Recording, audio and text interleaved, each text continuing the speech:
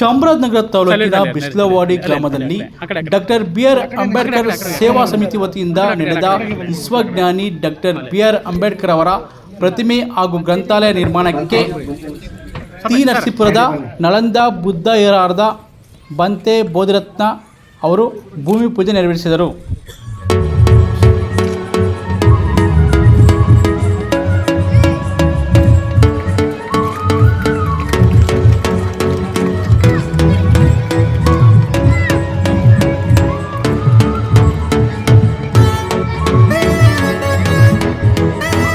ಕೆಲಸ ಏನಪ್ಪ ಅಂತಂದ್ರೆ ಹೂ ಬಂದ ತಕ್ಷಣ ಅವ್ರಿಗೆ ಯಾವ್ದು ಮಲ್ಲಿಗೆ ಸೇವಂತಿಗೆ ಅವ್ರು ಬೇಕಾದ ಹೂವನ್ನ ತಗೊಂಡೋಗಿ ಉಳಿಸತಕ್ಕಂಥದ್ದು ಒಣಗಿರೋ ಸ್ಥಳಿ ನಿರ್ಮಾಣದ ಜೊತೆಗೆ ಅವರ ಕನಸಿನ ಒಂದು ಗ್ರಂಥಾಲಯವನ್ನ ನಿರ್ಮಾಣ ಮಾಡಿ ಪ್ರಜ್ಞಾವಂತಿಕೆಯ ಒಂದು ವಿಚಾರಧಾರೆಯನ್ನು ಕೊಟ್ಟಿರ್ತಕ್ಕಂಥ ಬಿಸ್ಲವಾಡಿ ಗ್ರಾಮದ ಸಮಸ್ತ ಬಂಧುಗಳು ಇಂದು ಗ್ರಂಥಾಲಯ ಮತ್ತೆ ಕಟ್ಟಡ ನಿರ್ಮಾಣಕ್ಕೆ ಪೂಜೆ ನಡೆಯಲಿದೆ.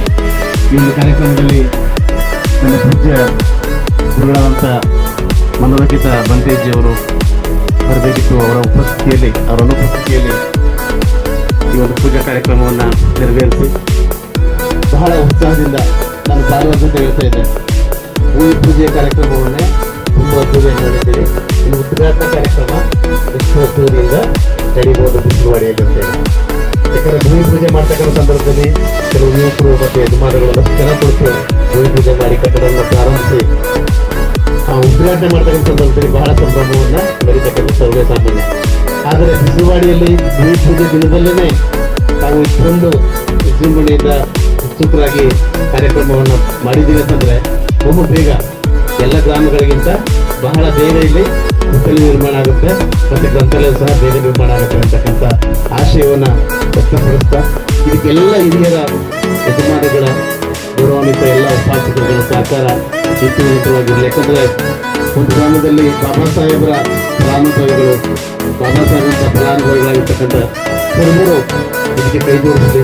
MLA ಎಲ್ಲರ ಸಹಕಾರ ಇದಕ್ಕೆ ದೊರಲಿ ಅಂತೇಳಿ ಹಾರೈಸ್ತಾ ಮುಂದುಗಡೆ ಕೃಷ್ಣಕುಮಾರ್ ಅವರು